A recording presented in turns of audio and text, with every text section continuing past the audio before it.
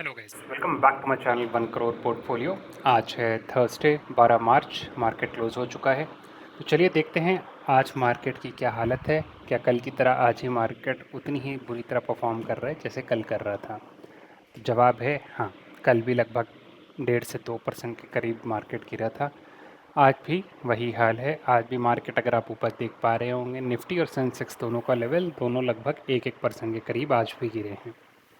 Nifty जो है अब 23,639 रुपये के लेवल पर आ गया है, और सेंसेक्स की बात करें तो 76,000 के लेवल पे चल रहा है। राइट। और आज के दिन गिरा है 829 पॉइंट, और निफ्टी गिरा है 227 पॉइंट। यानी कि आज के दिन भी बेयर्स जो थे उन्होंने पूरे मार्केट को ग्रैब करके रखा, और अपना मार्केट जो है नेगेटिव साइड जा रहा है।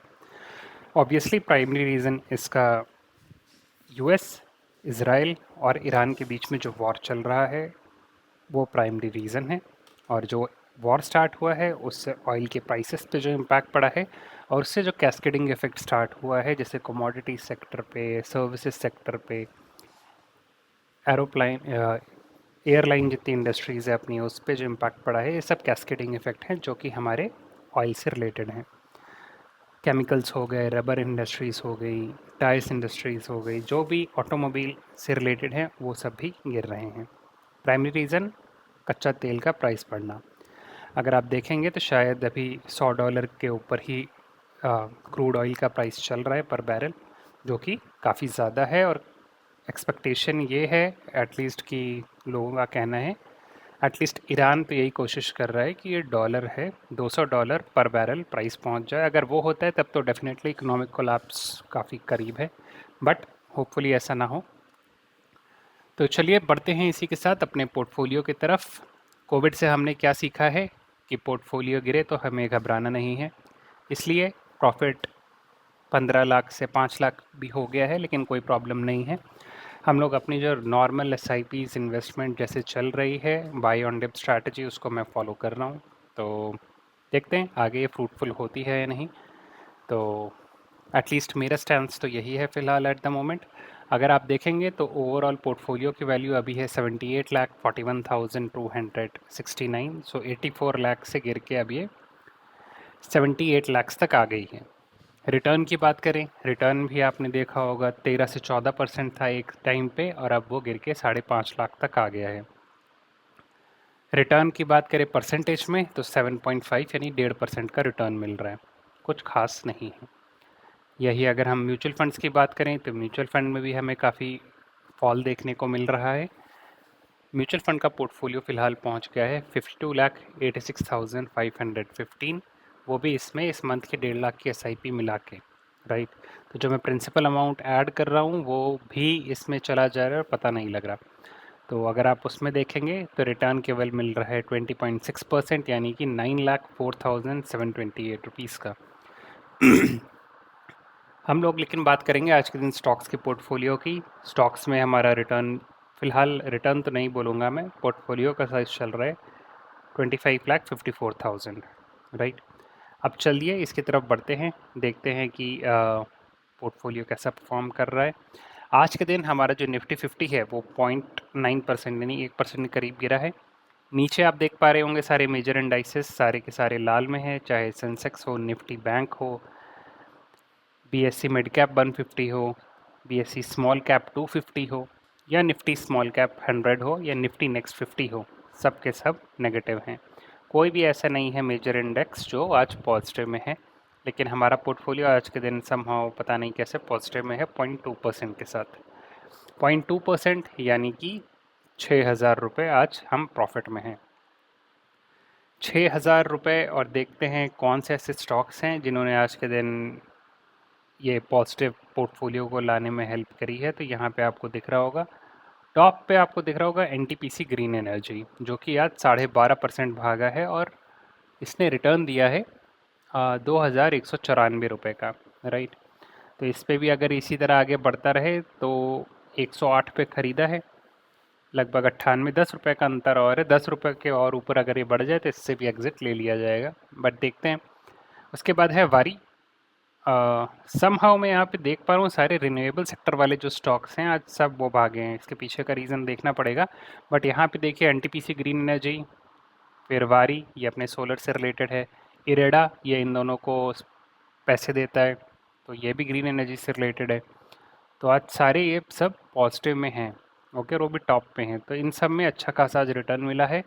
एनटीपीसी ग्रीन एनर्जी में 2100 रुपये का प्रॉफिट हुआ है, वारी में हमें 1800 रुपये का प्रॉफिट हुआ है, डिक्सॉन में 1400 रुपये का हुआ है, इरेडा में 1200 का हुआ है, रतन इंडिया पावर में 1100 का हुआ है, बीएससी में हुआ है हमें 1000 रुपये का। तो आज बीएससी भी आगे बढ़ा है।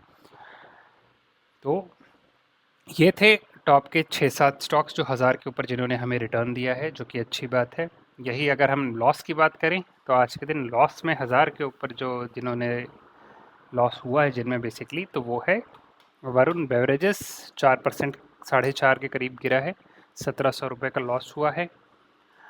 ये भी काफ़ी नेगेटिव में जा चुका है, 577 के प्राइस पे ख़रीदा था, अभी 411 पे चल रहा है। गर्मी के मौसम और आएगा तो क्या पता इसमें सुधार हो, बट अदरवाइज़ अभी तक तो कुछ नहीं देखने को मिल रहा। फिर है अडानी पोर्ट्स, ये भी काफ़ी पिट रहा है कुछ दिनों से, 1400 का लॉस हुआ है। फिर है टाटा मोटर्स पैसेंजर व्हीकल, ये 666 रुपये स्प्लिट होने के बाद इसकी एवरेज वैल्यू लगी थी और 666 से 324 पर आ गया, लगभग 50% तो ऐसे मोटा मोटा ही गिर चुका है ये।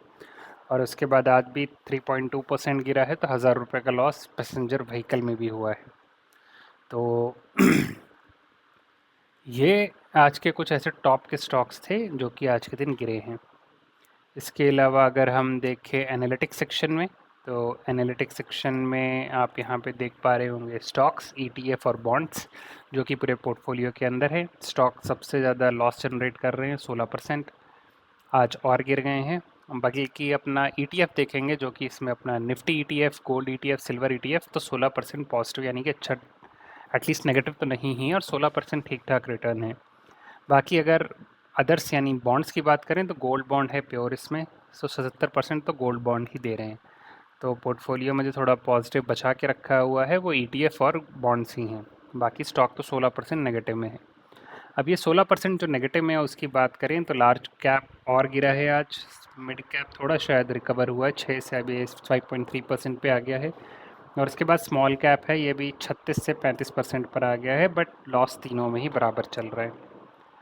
उसके बाद अपने टॉप के जो सेक्टर्स हैं जिसमें इन्वेस्टमेंट है, उसमें से 2 नेगेटिव में चल रहे हैं, फाइनेंस और कंज्यूमर ड्यूरेबल, बाकी सब अच्छी हेल्दी स्टेट में हैं।